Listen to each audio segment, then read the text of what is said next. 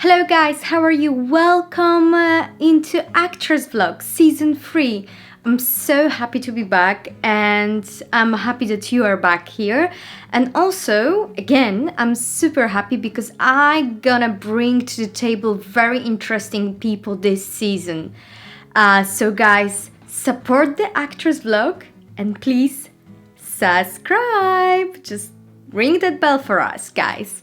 In today's episode, I'm going to have amazing guest, beautiful lady with amazing classic look, great humor.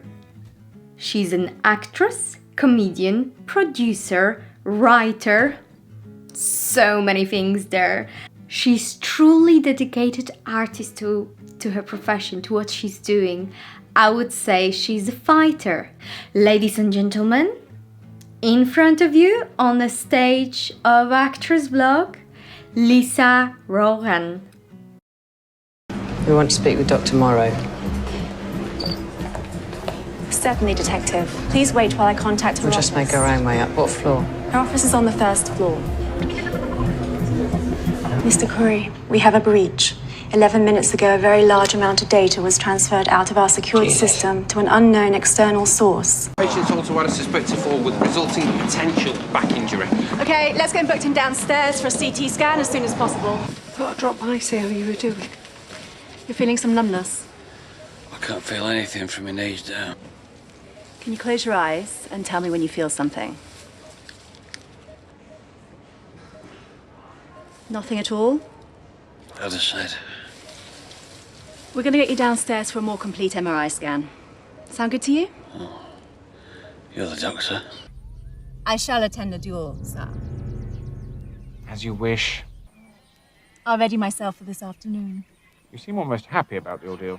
I assure you, I am beside myself.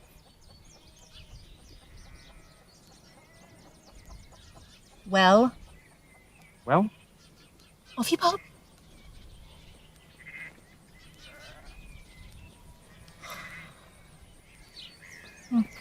My father served in the Navy during the Great War. He taught me all I know about bikes, and I've been able to ride since I was a girl. I'm not afraid of hard work, and I'm a quick study. Now, it really isn't a question of will I serve, but where. And if you don't need me, I'll look into joining the ATS. You told me where to look. I did not. All I said was that if we checked the news, we'd find out about that guy and know more. You checked in the library and online. Thank you. And we came to the conclusion that it all checked out. It's a joke. You know it.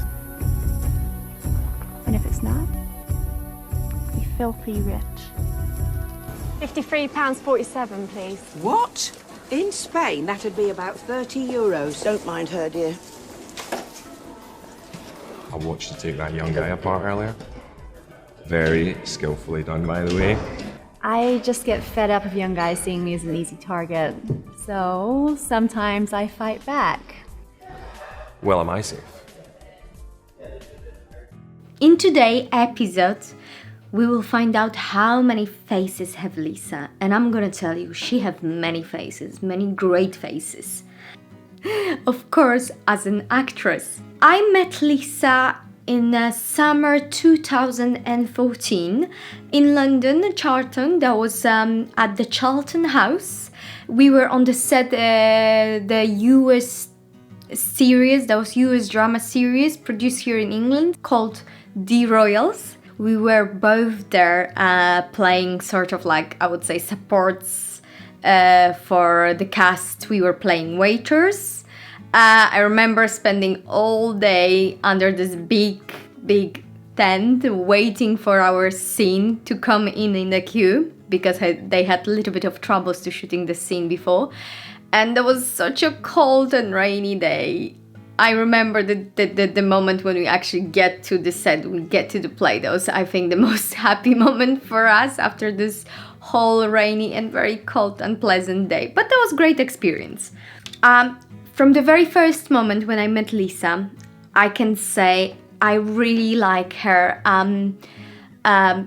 you know, the way how she was, her confidence, her attitude towards the profession, the thing that she already done some things and she still was willing to do even those small things, because she knows in that profession it's very hard to get breakthrough and you need to support yourself. One more time, coming back to that she done some great things before I met her. She wasn't playing any diva, you know, like sometimes happen if you meet some actors on the set who already dance and things. They very often, unfortunately, they try to kind of be above you, but she was very much down to earth, and she still is. She's basically what she is for me. She's this real true artist who is like dedicated to profession.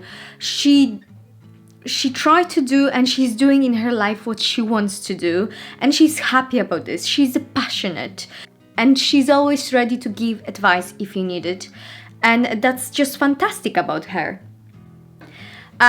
From the moment when I met her, I literally start following her career. You know, as normal, we swap our, you know, contacts, we swap Facebook. I was like kind of not stalking, but I was following her on Facebook, then on Instagram, and every single time when I saw she gets something, I was super happy for her, because I think that's supposed to be like that. We're supposed to support each other rather than pushing each other away, because you never know when and in which moment in your life you may be gonna be able to help each other, or you're gonna get on the same set, or maybe one gonna give the hand to another because one gonna be somewhere there on the top and the other gonna be still kind of in this, you know, before that wall, a struggling thing. You never know.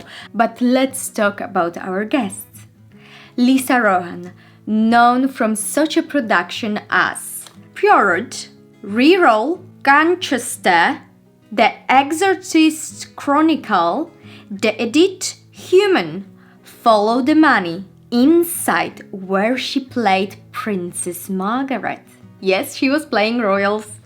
Another one is King of a Crime, Dead Heading, The Pilgrim's Progress, Emeralds, and many more. At the moment also she putting her focus on the stand-up comedy. She's a real busy bee, isn't she? Let's meet her. Ladies and gentlemen, for the very first time on the stage of Actress Vlog, Lisa Ronaghan. Please give her warm welcome. Bravo! Woo! Yay! Hello, Lisa. How are you? How are you being? Hi, yeah, good, thank you. Considering what's happening in the world right now, I'm doing okay. Thanks for having me. That's fantastic. I already mentioned quite a few things about you, but can you please tell us a little bit more about yourself, about your background, where you're from, also when you decided that you would like to become an actress, and did you have had any inspiration in your life? And finally, if you can tell us a little bit more about your acting training. So I actually didn't come out of the womb singing and dancing triple threat or anything like that. I actually was a very shy child growing up, and I played a lot of instruments, and it wasn't until I was about 14 or so when someone from school suggested I go to the local youth theatre. I thought, okay, I'll give it a go, and I went along, and it was like a beacon of light, a switch had turned on or something, and I was very fortunate because at the time there were 2 youth theatres which I joined both at the local theatre, Royal and Derngate Theatres in Northampton, and one of which was run by the very prolific director who works now at the Royal Court, national, all around the world, Simon Godwin, and I have to say I learnt so much from him, and it was such a joy, and the people I met, and my confidence just grew being part of these groups, and it actually was the start of doing improvisation, which would end up being a very important part in my career. Beyond that, I did, you know, school plays after that, A-levels, went to Royal Holloway, University of London, did theatre studies, and then came out and felt a bit like I knew a lot about, you know, French theatre, no theatre, feminism in theatre, but didn't really feel ready for the industry as such. So I ended up going to the New York Conservatory for Dramatic Arts, got a little bit of a scholarship, luckily booked an acting gig in between the two, and was supported by my family and friends, and took a leap of faith and went to New York City, which was an absolutely outstanding experience. Oh, well, you already almost jumped to my next question, Lisa. So, okay, let's go there. So I know from many of my colleagues who are an artist, you know, not only actors, but also, you know, directors, writers, photographers, etc., etc., that very often they don't have much support from the family, because usually the families are complaining that they choose this sort of difficult profession which is not gonna give you like regular paycheck, and they always saying like, can you just find yourself like normal regular job where you can have, you know, this monthly paycheck, and they basically kind of, you know, like left it alone. I've been incredibly lucky with the support network that I've had around me throughout my whole career. Ever since saying I wanted to be an actor. I think my parents were a bit surprised because I was so shy, and I guess what's interesting is I was playing instruments, and if I ever had to do a solo, I felt very, very nervous and tense. I didn't really enjoy it at all. But once I'd found acting and improvisation, it was like it brought a joy to me that I couldn't explain. And once they realised how important that was and how dedicated I was and how much time and energy and sacrifices I would make in order to do this work, they knew that this is it. And I think my sister, well, she said to me a few times that she knows it's a really, really tough industry, and it is, but she's always been a bit jealous of the fact that I have always known what I wanted to do. Well, not always, since about being a teenager, as I said before. And because of that, I think, not jealous, just envious that I just knew what the path was. And so it makes all that hard work and all the grind and all the rejection and, you know, constantly trying to get that next gig totally worth it when you do, because it's brilliant when you're with a company of people that are all working together to create one thing or to entertain that night, or, you know, hopefully you do a project that stands the test of time. That would be lovely. It's unexplainable, and I think when your family and friends see that that's what it brings to your life, well, I'm lucky enough that they've always supported me, and they always will. And they've been especially great when it's been emotionally challenging. You know, you get down to the last two for something, and maybe opportunities don't come your way that often. It feels like the rug being pulled under you is even worse than usual, and they've always been there, and I couldn't thank them enough. Oh my god, I must say I have very similar to you. My story is quite similar because when I was a child I was also super shy, and my family, my parents never thought I will go and decide to, you know, be an actress. They thought more about my sister this way, but not about me, because I was always, you know, that person who's quiet on the side. And I remember myself, I was like, for me it was very difficult to open to people, and then something happened and just like I fire away. So yeah, okay, I'm gonna go to another question for you. Sorry, I will support myself with my notes because, you know, the acting memory is great, but it's not too long. So can you tell me, do you have any favorite categories in movies, you know, film, series? For example, like myself, my dream is based around sort of like a period dramas, fantasy film, a costume film, adventure, action, you know, like a Vikings, for example, or GOT, so Game of Thrones or Last Kingdom. This is sort of thing which I would like to do, like Witcher. Can you tell me how this look in your words? Do you have any particular favorite type or types? Well, there's sort of two genres of film or TV that I particularly adore. I love a good mockumentary, absolutely love it. This Country, The Office, Parks and Rec. They just tickle me, and I love dark comedy as well. I love it when two things really clash together but make fantastic results. For instance, What We Do in the Shadows, where it's basically vampires living as housemates now. It's brilliant. I also love period dramas, costume dramas, The Crown, my god, If I could get on that, dreamy, that would be a dream role, or dream job, sorry. Anything like that, I cannot get enough. I love The Office too, oh my gosh. And The Crown, I agree, is totally amazing.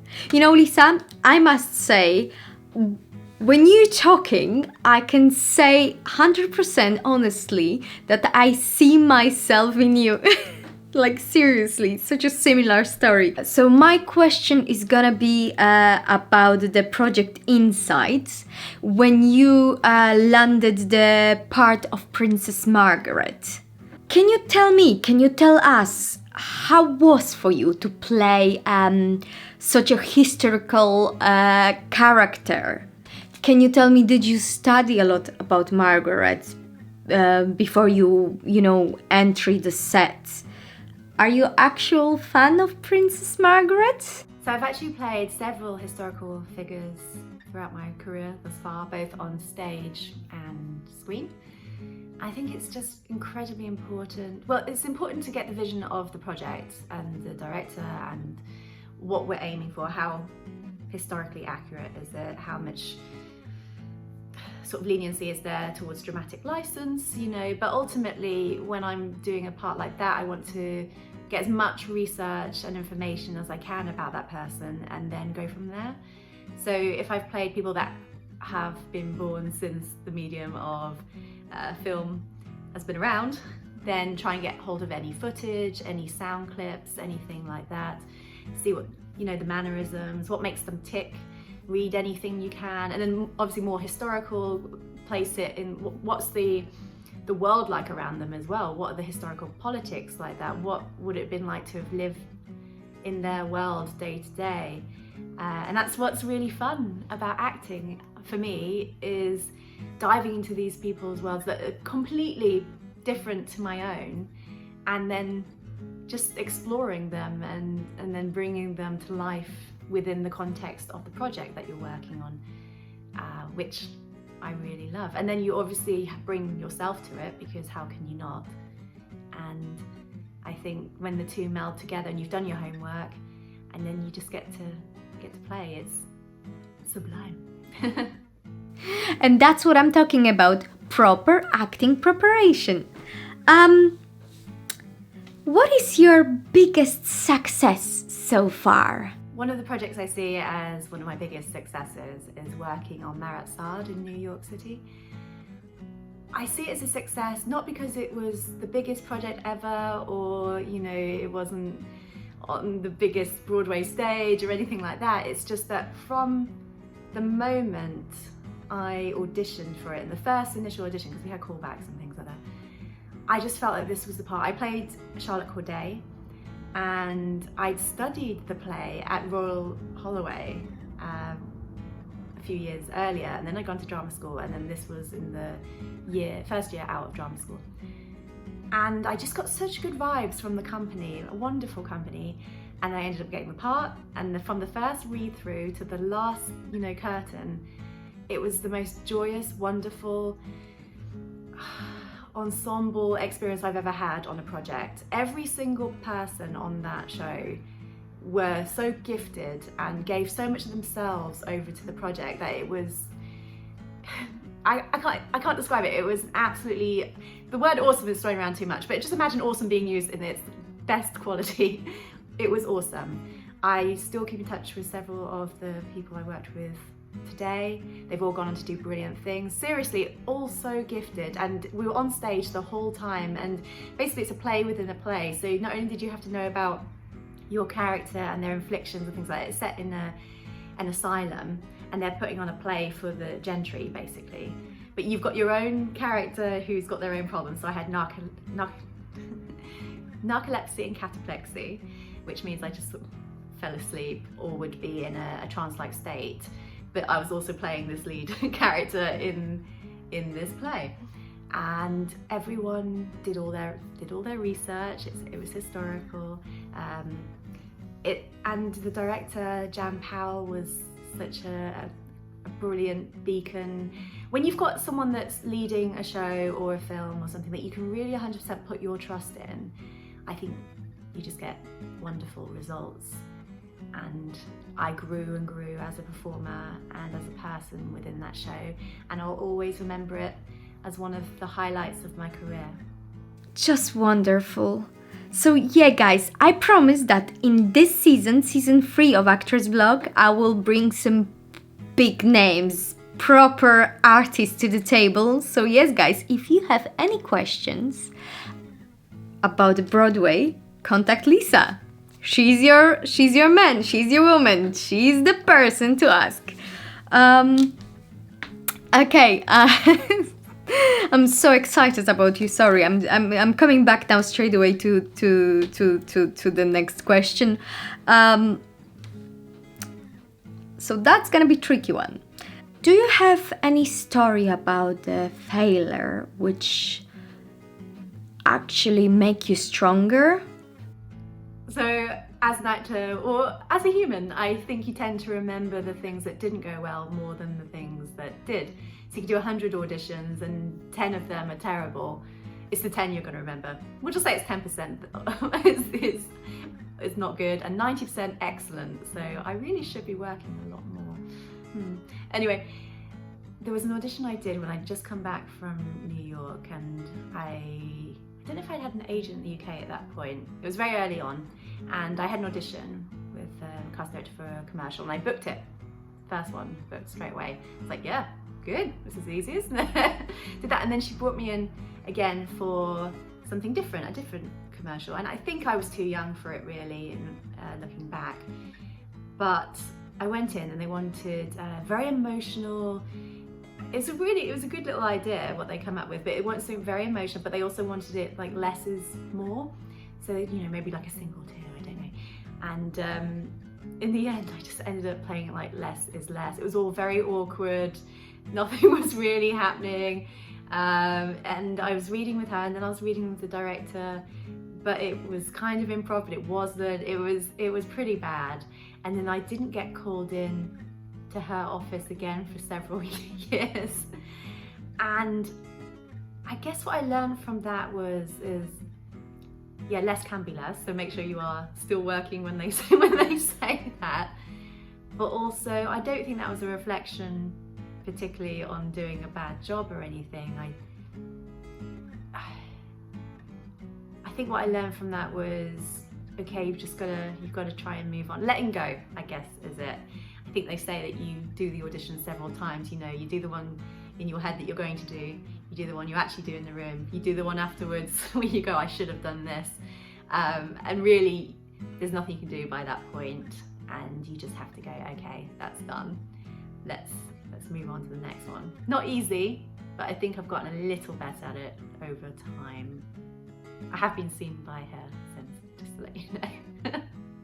Story of our lives. I hope she will invite you again.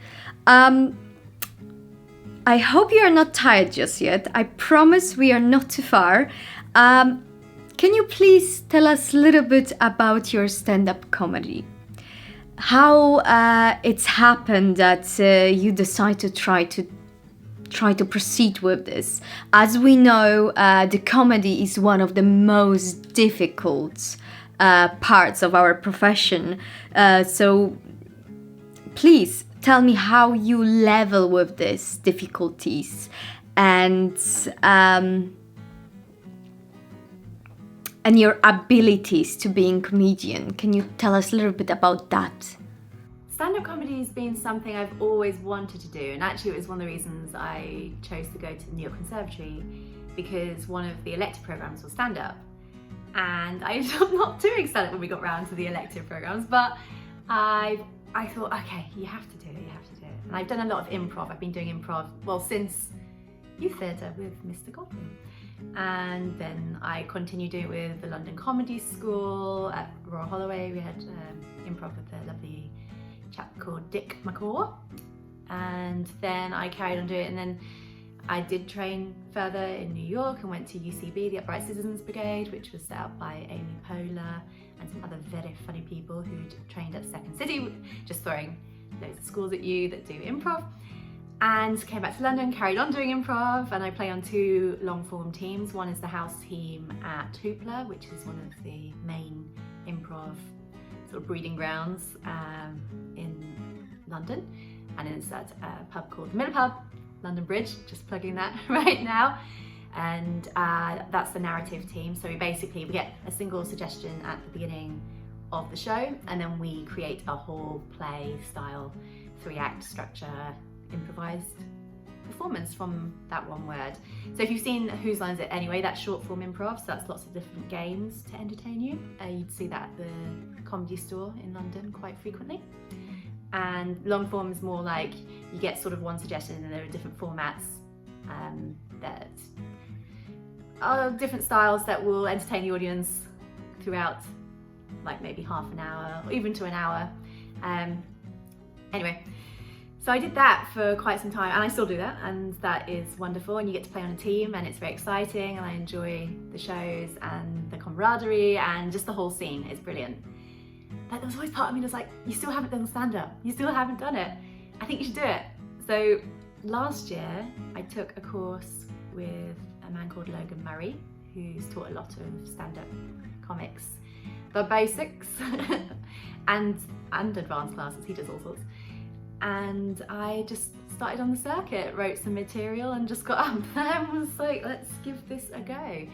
And it's a bit of a slog, like you have to really love it because you're doing shows maybe several times a week. But it was so much fun because you're meeting really brilliant people on the circuit, and I got to perform on the same bill as some really fabulous entertainers. And they're maybe testing out new material or whatnot. And when the nights go really well, wow, what a joy. This is your material that you wrote, that you're putting out there to an audience, and they're laughing, great. But when you die, oh my goodness, do you die? It is you've written the material, you're putting it out there, and they're not laughing. So the thing was, when that first happened to me, the first time, it only really happened really once because it wasn't that long that I was on the circuit before lockdown happened. So I'd maybe been doing it 6 months at that point, which isn't that long on the grand scheme of stand-up. And so I hadn't, some nights were like okay, but there was one particular night, it was the first night that I really died a death. And after I came off afterwards, and I was like, why did I do 5 completely new minutes? No one does that. They just add new material in and they know that they've got some jokes that work. And what am I doing? Why am I doing this to myself? What is the point of this? But then I realized, actually, why didn't it work? What was I doing wrong? What can I fix? And I learned more that night about myself as a performer, about stand-up, about the material I'd created than I had on the other nights where it kind of went okay, you know? Yeah, so it's a completely different medium, and hats off to people who just keep going and going and going and going, because it's a tough one, because even the popular comics have nights where it's not going well. But when it does, such joy, such joy. So guys, now a little treat for you. Let's watch Lisa in her comedy show reel. I shall attend a duel, sir. As you wish. I'll ready myself for this afternoon. You seem almost happy about the ordeal. I assure you, I am beside myself.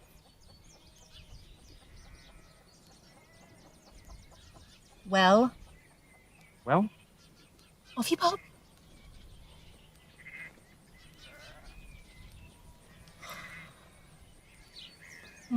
What is this? Oh, nothing. My turn.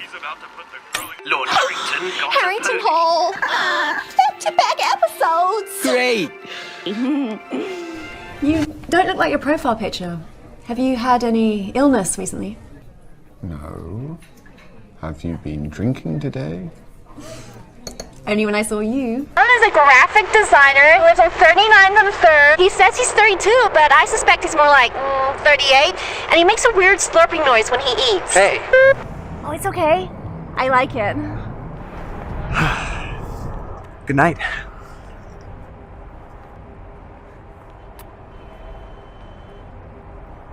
And he has bad breath. I feel alive. I am open to my sensations. I am open to my sensations. I am not afraid to trust other human beings.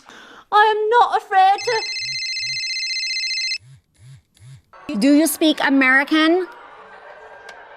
講乜嘢啊，傻婆？我完全識講英文㗎，我唔想同你哋講咯。So, no? Oh, get off me! Where's Mungo? Mungo! Here I am, darling. Oh, Mungo, I know you haven't got any money, but I do love you and I do want to be with you. Will you marry me, please? I'm desperate. So, what are your flapjack wankers? Ah, got ya. Yes, you did, you bastard. Yeah.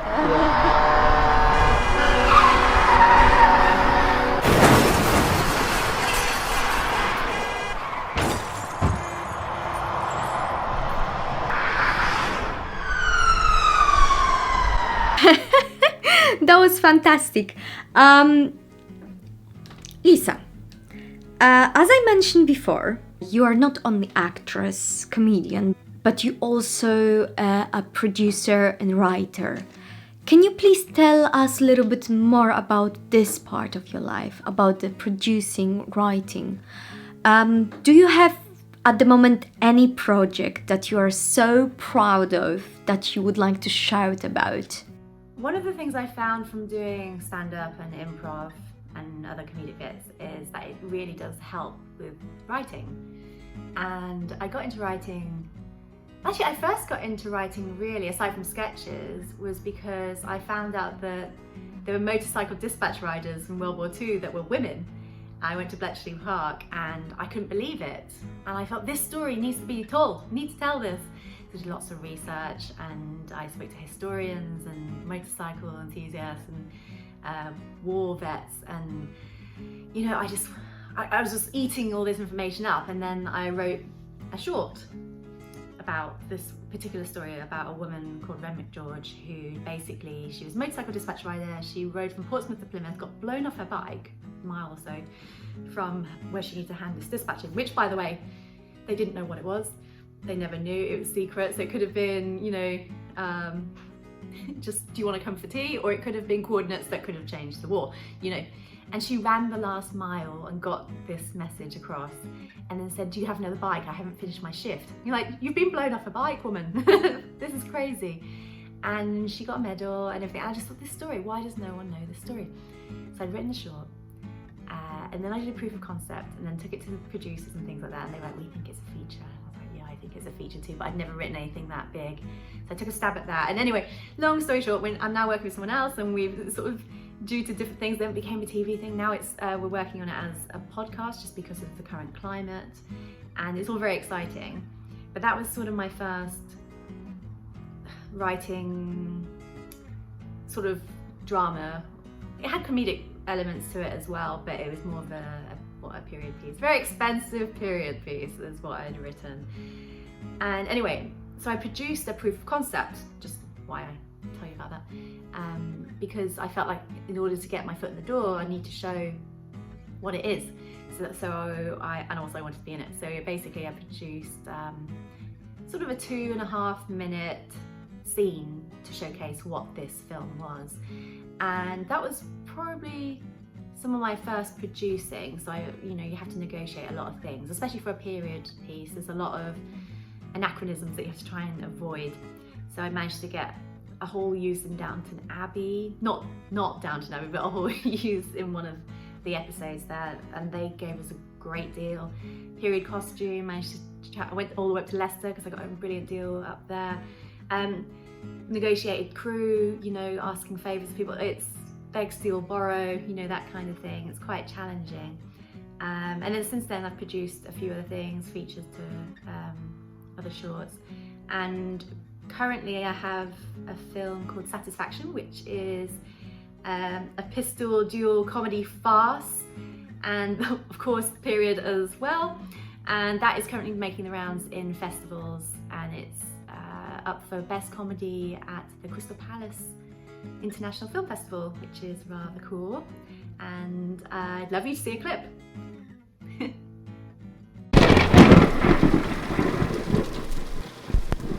Gentlemen, today's proceedings will be played out to the very letter.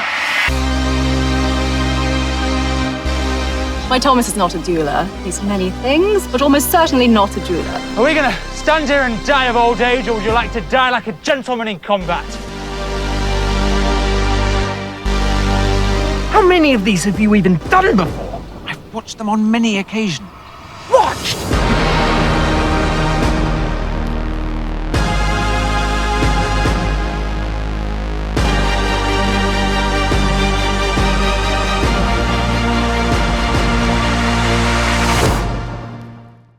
The only reason why I attend his duels is that one day someone will shoot him dead, and I'll be there to witness it.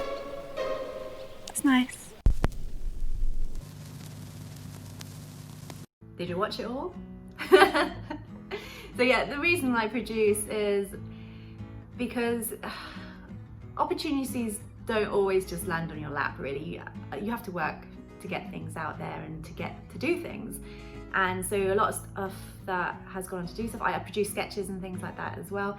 I just really enjoy performing and making content. So part of doing that is not waiting for people to come to you, but to get off your butt and do it yourself, because you might not always have the opportunity for the other one to happen. And if it does, brilliant. I would love it if I didn't have to go and produce, really. It's not my first love, but I don't mind it. I'm a very organised person, and the thing with producing is, for instance, in Satisfaction, we had to get a location outside, several locations actually, but ideally one that didn't have planes, or you think, oh, a big field, that's not going to have anything, you know, modern in it, but you might have a road nearby, or dog kennels that you can hear barking, or a fence that looks wooden, but then it's got the metal across it, and that was wrong for the period. So there's a lot of research and things that went into it. I had 2 units. We had, I cooked for everyone on set, and I was in it. So it was quite big. And then the day came to filming, and there were tractors collecting bales of hay. So they had the reverse beeps. We lost about 2 hours. So you can really plan to the nth degree, and still, I couldn't have foreseen that. So it's just, filmmaking is kind of like putting out fires, just putting out fires. And the finished project I'm really, really happy with. Leif Johnson, who directed and wrote the project. And actually that was based on improvisation as well. So we got the cast together. We had a session where Leif had come up with sort of like the outline and what was roughly going to happen. And then we improvised different scenarios and scenes, and we recorded it. And then he went away and used some lines of verbatim. A lot of it, you know, he crafted and wrote himself. And it was just such a really, once again, really great ensemble process. We were very lucky to have rehearsal time before the shoot. Thank goodness we did, because when it came to the shoot, because of the beeping, there was less coverage than we'd hoped to get.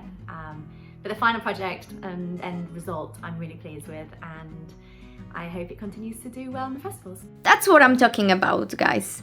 And I was talking about this before in many episodes in the first and second season. If you can't get this job at the moment, with the technology which is available for us now, create your own job, create your own parts.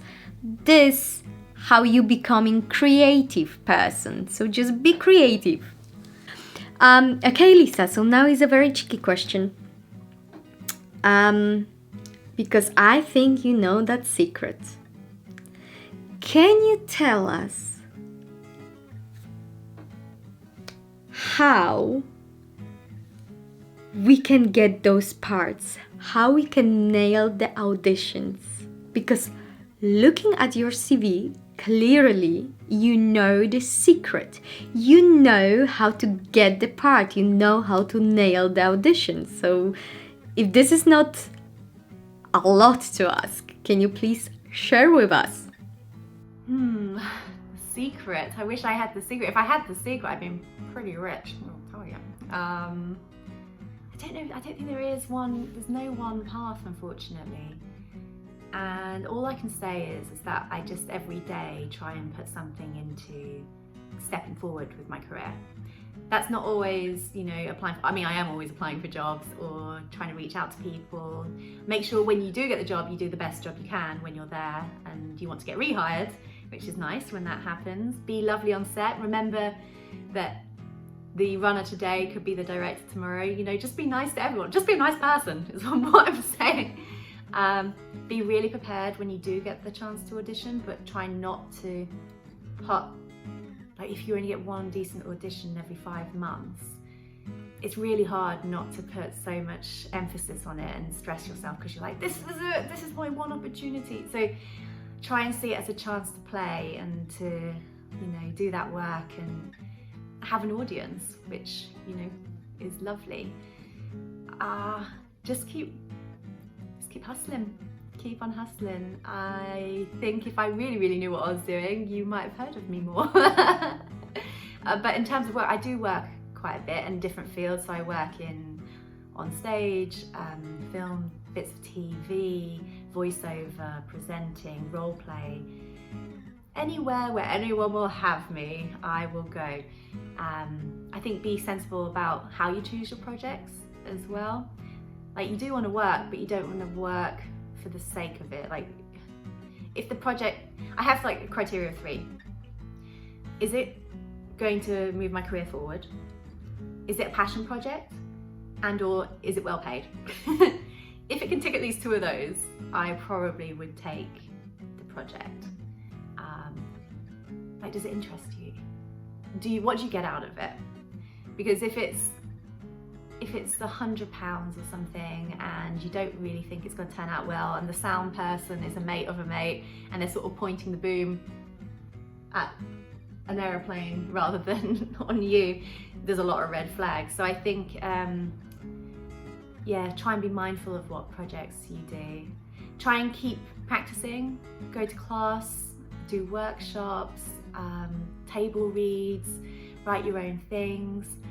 Just try and keep creative when things aren't really happening, and I think it just lifts your spirits and gives you something to work towards, even if that's maybe doing yoga or fitness things, or you're spending time, you know, just seeing friends in some way, or doing something that's not acting altogether, so that you have something else going on. I think that's really important as well. In terms of the secret, I mean, some of my jobs that I've gotten because I've done workshops and met casting directors or directors directly. So that's quite good as well, to showcase yourself in that way. Don't see them as like paid auditions or anything, but see them as a chance to work on sides that they would give you, take on their notes, make note of who you've met as well, and what their office likes. So each office will have different tastes and different styles, and when you do get an audition, just make sure that you do your research behind if you can find out who you're meeting, great. Find out about the director, what have they done in the past, what's the tone like. Just try and be as prepared as possible, and then when you get the jobs, have fun. Always challenge yourself. That's a very good advice. Okay, I'm promising we're almost done here. So now, can you tell me, Lisa, can you tell us what is your biggest dream as an actress? You know, or, you know, producer, writer, like awards, dream parts, you know, production house. This is just sort of like my wild guesses, but can you be very honest with us and tell us about something very big? Ideally, I just want to be a working actor. I know it sounds really pathetic, like, oh, where's the big, you know, where's the big dream? Aim here, you might get here, you'll still be happy, type thing. I'd love it if my peers were excited to work with me. Like, they'd see my name on the call sheet and they go, oh great, Lisa's in today. Brilliant, we're in safe hands, this is gonna be fun, she's gonna lift my game. Because I always want to work with people that I consider much better than me. I consider a lot of people much better than me.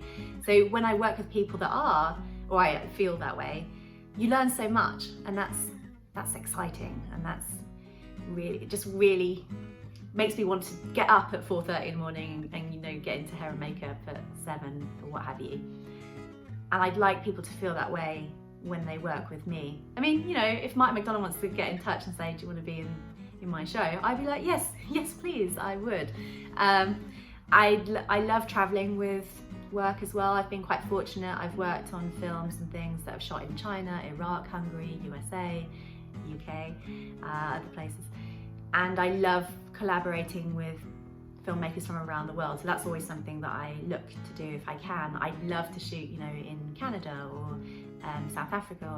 I love exploring the world, and it's very nice to do it on someone else's dime, not gonna lie. But yeah, I just want to keep working, and I can't imagine doing anything else. I've tried, because it would probably be a lot more stable and I'd probably be able to take more holidays, but I just want to work with people that I enjoy seeing their work. I think they'd be great to collaborate with, and just make projects that entertain people. And that's the spirit. That's the spirit. That's a great thing. Lisa, I would like to say big thank you for your time today, that you agreed to be on the Actress Vlog Season 3, that you give to us all of those interesting stories and the information. That was a very refreshing and interesting journey today in this episode. Thank you very so much. Well, thank you so much for asking me on your show. It was lovely chatting with you, and I hope we get to be on set together soon. Thank you, Lisa. I hope it's going to happen. I really wish to meet you again on the set, and again, I wish you all the best, and I'm gonna be still following your career. Actresses and actors, that was Lisa Ronaghan starring on Actress Vlog today. Guys, if you like to know more about Lisa, in the box below you're gonna have links to her website, to her social medias. So if you would like to follow her and become her fan, or maybe ask for some advice, or maybe you have some great project and you think she's a great fit for you, there is her contact, so go for it. And yeah, guys, if you like what you see, please ring that bell, give us a thumbs up. If you don't, give us the thumbs down, you know, as always. Give us some comments, because we're really gonna wait for some comments, me and Lisa. So yeah, guys, I hope you had a great time with us today, and see you in 2 weeks. Have a great rest of the Sunday. Bye!